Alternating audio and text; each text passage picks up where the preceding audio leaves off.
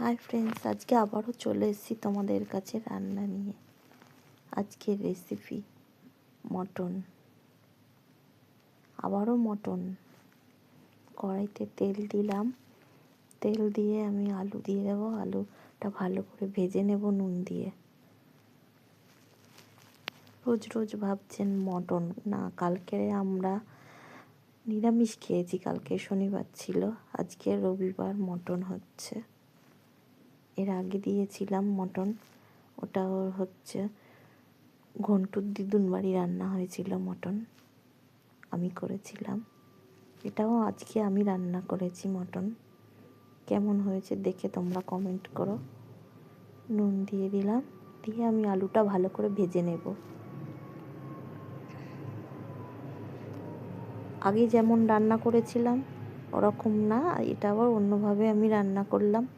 তোমরা মন দিয়ে দেখবে, দেখে তারপরে আমাকে কমেন্ট করে জানাবে, খেয়ে আমাকে কমেন্ট করে জানাবে।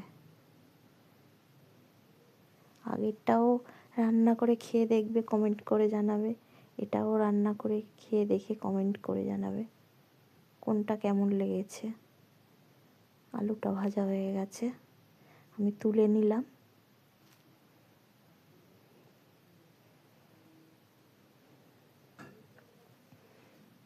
আর একটু তেল দিয়ে দিলাম কড়াইতে।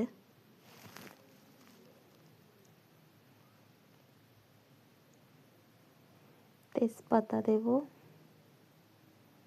গোটা গরম মশলা, চিনিটা দিতে ভুলে গেছি বলে তেজপাতা গরম মশলার পরে আমি চিনিটা অ্যাড করে দিলাম, ভুলে গেছিলাম তেলের উপরে দিতে।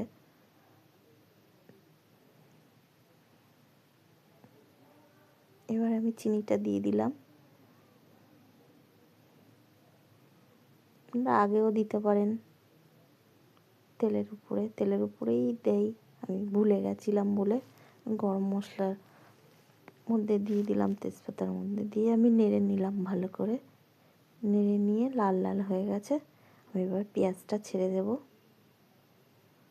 পেঁয়াজটা দিয়ে ভালো করে নাড়ব, পেঁয়াজটা লাল লাল হয়ে যাবে, তারপরে মটনটা ঢেলে দেব।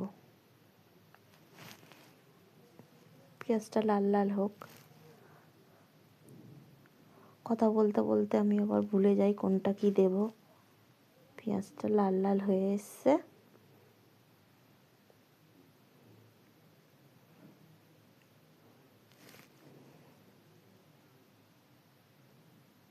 এবার আমি মটনটা ঢেলে দিলাম। ঢেলে দিয়ে ভালো করে কষিয়ে নেব।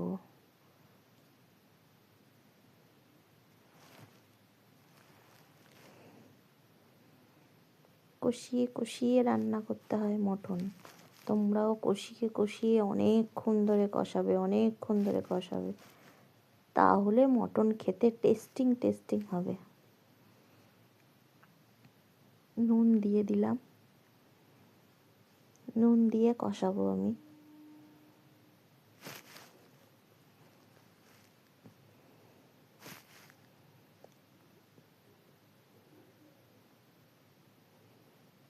আমি যেমন করে রান্না করছি মন করে রান্না করে সবাই খেয়ে দেখবে কেমন লাগে।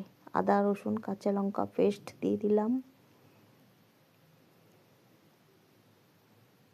দিয়ে আমি কষাবো। কিছু ফেলবো না, সব আদা রসুন দিয়ে দেবো। ধুয়ে মুছে আদা রসুন দিয়ে দিয়েছি। বেশি তো দিইনি আদা রসুন, কম দিতে হয়, এক গাদা দিলে রসুনের গন্ধ বেরোবে।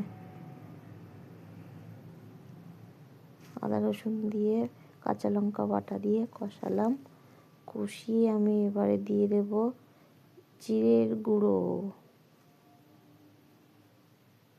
ধনের গুঁড়ো,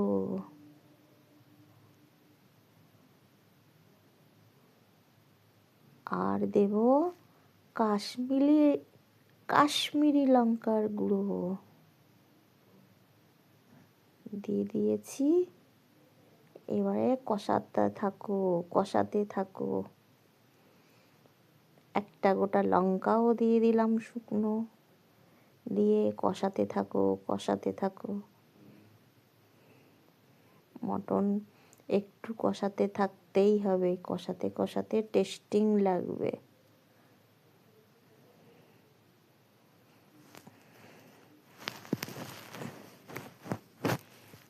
দেখো কেমন দেখতে লাগছে, সবাই দেখবেন, কেমন লাগছে কমেন্ট করে জানাবেন। সবাই দেখবেন, সবাই দেখো কেমন লাগছে।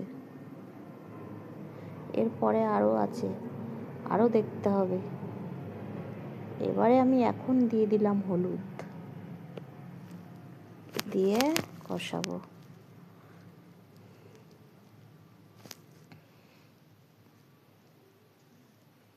হলুদটা দেওয়া হয়ে গেছে, এইবারে কষিয়ে নেব।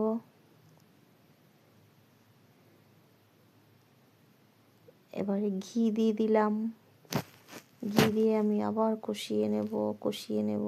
নেওয়ার পরে টমেটো দিয়ে দিলাম, টমেটো দিয়ে এবারে কষাতে থাকবো।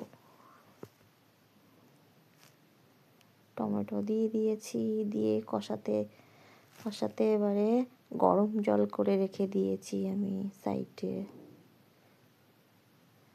ওই গরম জলটা আমি পরে দেব, এখন দেব শাহি গরম মশলা অল্প করে।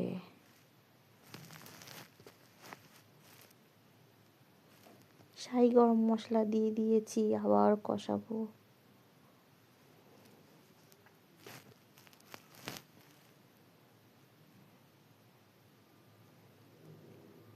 আবার আজকে একটু অন্যরকম জিনিস দিতে হবে মটনে, টেস্টটা অন্যরকম যাতে লাগে। কষাবো,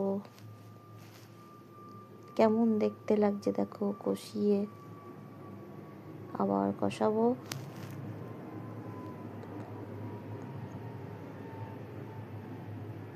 আবার কষিয়ে গরম জল রেখে দিয়েছি, এই গরম জল আমি অ্যাড করলাম।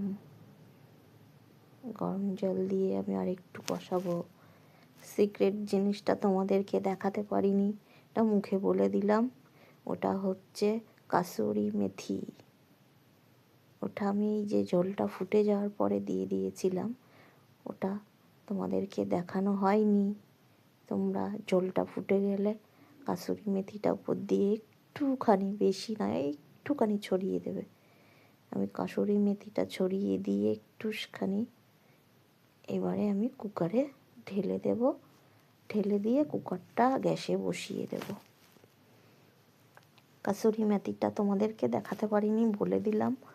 তোমরা মন চাইলে দিতে পারো, না মন চাইলেও না দিতে পারো, কিন্তু এটা একটুখানি সামান্য দিলে মটনটা খেতে টেস্টিং লাগবে। অল্প করে দিতে হয়, দিলে টেস্টিং লাগবে, না দিলে খুব একটা টেস্টিং লাগবে না।